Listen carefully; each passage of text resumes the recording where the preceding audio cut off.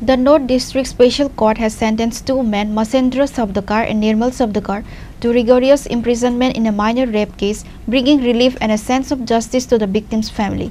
The court also sentenced the two men to 10 years of rigorous imprisonment and a fine of Rs 10,000 each under Section 4 of the POCSO Act. Failure to pay the fine will result in another 6 months of imprisonment. The incident, which took place in the Kanchanpur, came to light in April 2023. A 13-year-old girl, a resident of the Kanchanpur police station area, fell ill at home, experiencing frequent vomiting.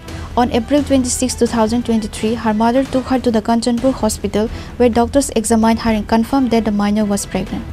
Upon learning the truth, the distraught mother questioned her daughter, who revealed that the two neighbors, Masendra Sabdakar and Nirmal Sabdakar, had reportedly raped her in her parents' absence. The victim's mother filed a complaint at the Kanchanpur police station on April 27, 2023.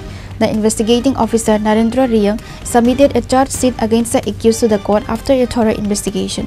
During the subsequent trial at the North District Special Court, statements from 25 witnesses were recorded. The court also sentenced the two men to 10 years of rigorous imprisonment and fine of 10,000 each under IPC Section 4 of the POCSO Act. Failure to pay the fine will result in another 6 months of imprisonment. The verdict was announced by government lawyer Sudarshan Sharma. একটা POCSO কেসে যে রায়দান করলেন, ঘটনাটা হলো কাঞ্চনপুর এরিয়ার একটা মেয়ে 2023-এ, এই ভিকটিম মেয়েটার বয়স তখন ছিল 13।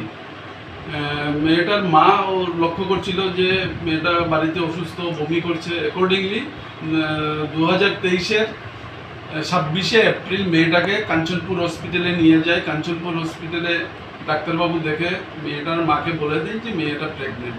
অ্যাকর্ডিংলি মেয়ের মা মেয়েকে জিজ্ঞেস করে টোটাল ঘটনাটা কীভাবে হলো। তখন ওই মেয়েটা তার মাকে বলে যে ওদের প্রতিবেশী মসেন্দ্র শব্দকর এবং নির্মল শব্দকর যখন মেয়ের মা বাবা ঘরে যখন অনুপস্থিত থাকে কাজের জন্য, তখন ওরা কয়েকবারই এই মেয়েকে রেপ করেন।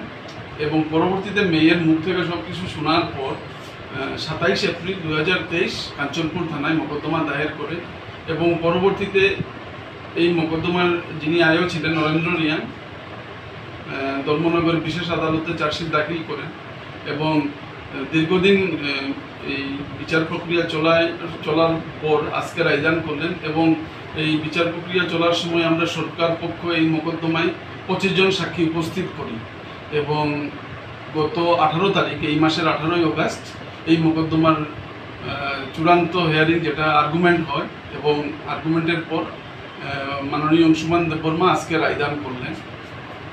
এবং আজকে মাননীয় বিচারক দুজন আসামিকেই, মসেন্দ্র শব্দকর এবং নির্মল শব্দকরকেই 376(2)I দ্বারায় দুজন আসামিকে 10 বছরের কারাদণ্ড এবং 2000 টাকা জরিমানা, অনাদায়ী আরও 6 মান্থ জেল এবং সেকশন 4 অফ পক্সো আইনে দুজনকে 10 বছর জেল এবং 2000 টাকা জরিমানা, অনাদায়ী আরও 6 মান্থ জেলের আদেশ দেন।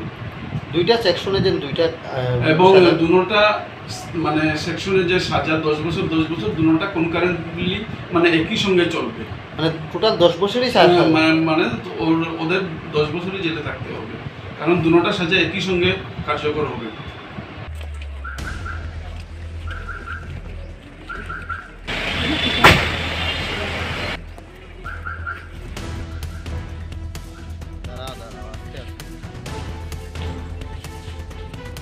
Bureau Report, Chinikhora.